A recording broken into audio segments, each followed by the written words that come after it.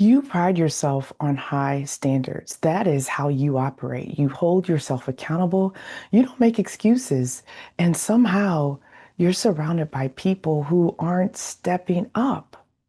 I want to ask you, what if your accountability is the problem? Mm. I'm Sophia, and I help driven women climb in corporate without the cost of burnout. I'm going to keep unpacking this, but I'd like for you to subscribe because that is how we keep this conversation going. Now, when you hold yourself to impossible standards, yes, you feel great inside because you're able to push past that finish line. But you also create a culture, even if it's just a culture of one, where accountability feels punishing instead of empowering. I'm going to give you a small example. Just think about inbox zero. You've heard of this. It's like when you receive all these emails for the day and you tell yourself, you know what, I'm going to answer every single email because that's what I do. Yes, you are holding yourself accountable and that is your standard. But one, is it even realistic? Because life happens. You can't get to every single email as soon as it comes in. It's just impossible. You have to get your work done during the day. You need bio breaks. Sometimes you're in a meeting. But yet you hold yourself to this impossible standard that I will empty out my entire inbox before the end of the day. And in doing that, you are, I guess, creating helplessness with your team or the other people that you work with because they're like, hey, I'm not even going to solve that problem. Sophia always answers me really quick. So I'm going to eat. I know I can dig it up, but Sophia can get to it way quicker than I am.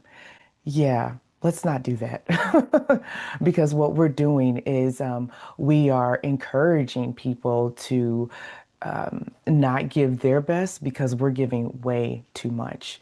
Positivity, it inspires people and accountability sustains performance. Yes, I agree with that. But most leaders, they flip this. They lead with accountability or judgment and wonder why people aren't inspired. You can't accountability shame people into excellence, not your team and not even yourself. The difference here that I want you to think about between accountability as ownership versus accountability as blame is when you're accountable to yourself in a healthy way, you model something that others want. When you're accountable to yourself in a way that's so healthy, you model something that other people want. And when you're accountable in a toxic way, rude, judgmental, you're snippy when you get back to people. Well, did you check that folder? You know, we did that 3 years ago. I'm sorry, is my title, marketing lead? No, the finance department will deal with pricing. When you do things like that, you model something that others resist. So I want you to ask yourself, what standard are you holding yourself to that no reasonable person would expect? And I gave you the example of the inbox, right? I mean, it really sounds, I bring that one up because it sounds great on the outset. As soon as you get something in your inbox, you're going to answer it, file it away, do something with it. But are you helping yourself or hurting others? Let me push you again. When you miss a goal, do you get curious or do you get cruel? Right? Do you get curious on, hey, what didn't align to my expectations in this moment? Or do we start finger pointing, this team didn't do this right? Or, if they would step up or they have a bigger budget than we have, why? No. Why do we do that? When we miss a goal, perhaps we should unpack it. Perhaps we should get curious about how we can show up differently or better to create true cross-functional accountability. And I know accountability, all this talk about accountability may feel heavy for you. And if it does, that means you're doing it wrong. I'm going to call it out.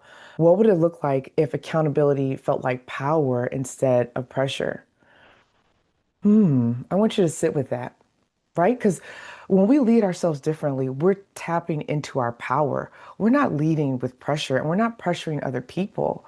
Who taught you that being hard on yourself was the same as being good at your job? In fact, this week, I want you to notice your self-talk when something doesn't go according to plan, right? Are you coaching yourself?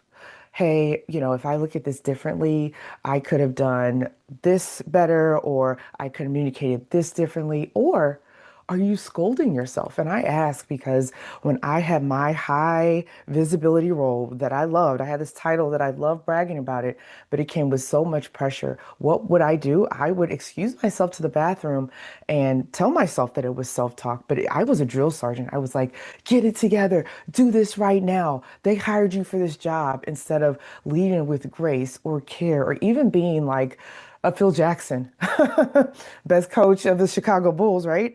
Um, to myself, coaching myself with care and kindness. Like, yeah, we could have done this differently. How do you show up differently?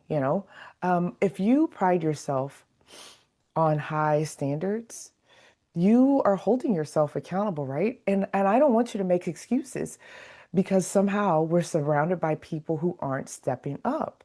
And again, I think it's accountability that's the problem. So this week, I really want you to be patient with yourself and think about how you're showing up, especially when it comes to accountability. Are you truly coaching yourself? Are you looking at the process instead of taking everything personally and being cruel, and unintentionally? Now, if you like what we're talking about here and you're ready to lead with more clarity and less compromise, or less, you know, just accountability mismatch.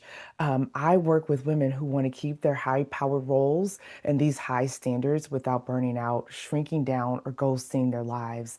I want you to bring me to your organization or to your job, so that way we can create a custom workshop, because powerful teams start with powerful women, and it all starts with breaking down and unpacking a lot of these things that we have learned along the way that we need to unlearn, so that way we can move forward. And if you have it all figured out, you think your team has it all figured out, join my masterclass. I host them I think the next one is coming up soon, actually.